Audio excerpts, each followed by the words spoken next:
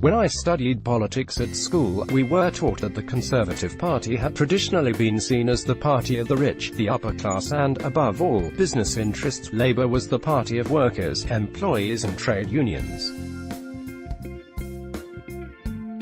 As Labour's shadow business secretary from 2011 until 2015, I found I had to constantly battle against these stereotypes when dealing with leading figures in business, the city and industry. They often presumed we were not at all well disposed to them. It helped that I had worked in the private sector, acting as a solicitor to firms, large and small, for the best part of a decade, but it was still an uphill struggle. We were never given the benefit of the doubt, unlike my opposite numbers on the other side of the House, where the presumption was the Tories always wanted to help. No doubt, Conservative ministers who actually care what the Labour movement thinks of the policies they are not in huge supply would have the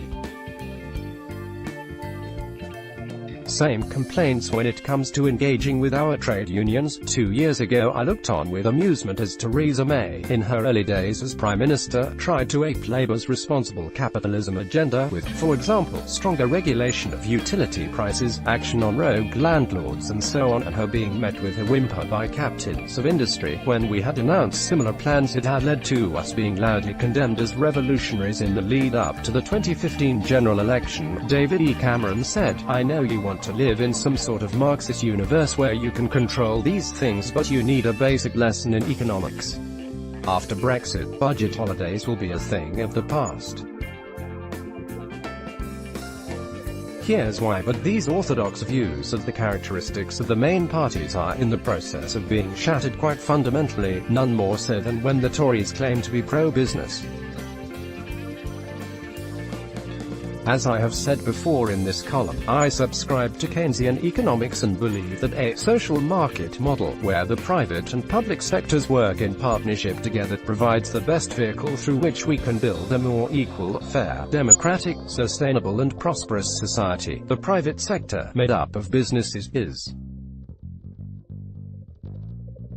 a crucial part of this jigsaw, and we should be unapologetic about what we are looking for, the kinds of businesses we want to see more of, if we are to secure sustainable growth that everyone can share in, are innovative, productive firms that invest for the long term in an inclusive and socially responsible way. Business commentators like to divide the parties up into those who are pro and anti-business. It is a pretty crude and facile distinction. The truth is, businesses are nothing without their employees and vice versa.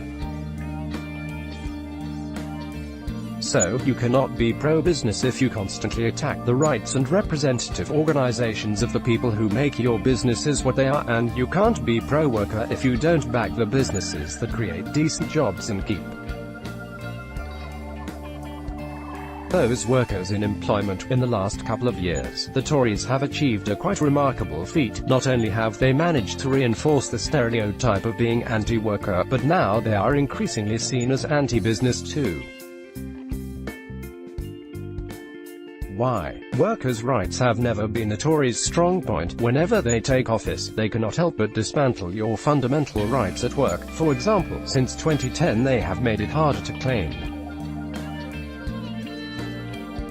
for unfair dismissal and wanted to make it harder still to enforce your rights through the introduction of employment tribunal fees, which were struck down as unlawful by the Supreme Court.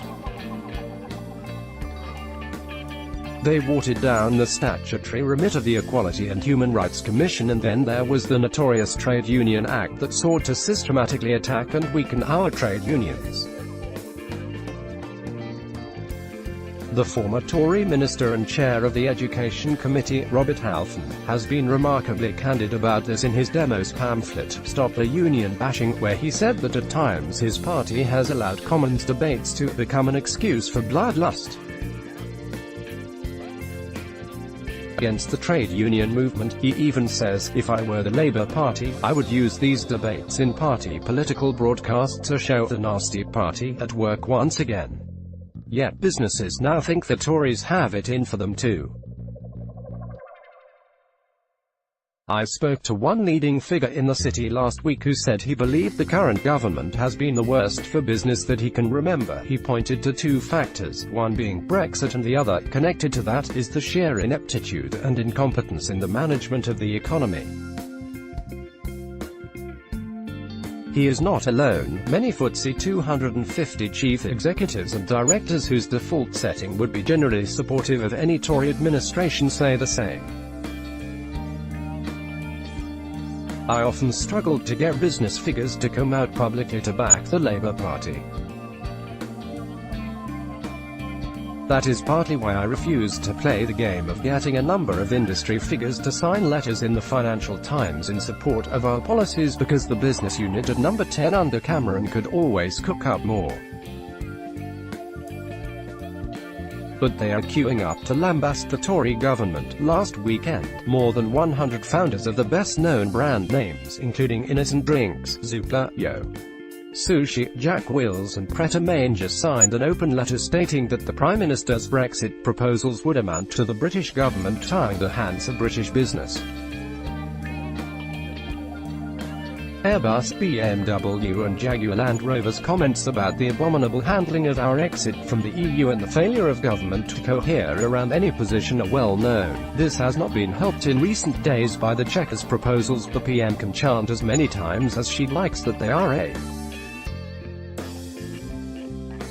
good deal for the UK, but she is royally screwing services businesses by leaving them 80% of our economy out of her plan. One well-known business leader, in exasperation these last few months, texted to ask, how are these ideological extremists getting away with the deliberate falsehoods? It is a question I'm frequently asked. Instead of listening, senior cabinet ministers have gone on the attack. Former Foreign Secretary said F***K business, while his successor said it was completely inappropriate for business to air the concerns on government policy. It is hard to state quite how unprecedented this state of affairs is. They arrogantly presume that traditional orthodoxy will reassert itself and business will come back to fold, whatever hell these chances unleash on our country. But all the signs are that this will not be the case. They will not easily be forgiven for what they are doing to our economy and our country. Business figures have joined the growing mass of people who want to see our country do well, want to make a positive contribution to our society and who feel politically homeless. So there is a golden opportunity here to reset relations and, who knows, put together a national consensus that can unite both business and employees. We must grab it.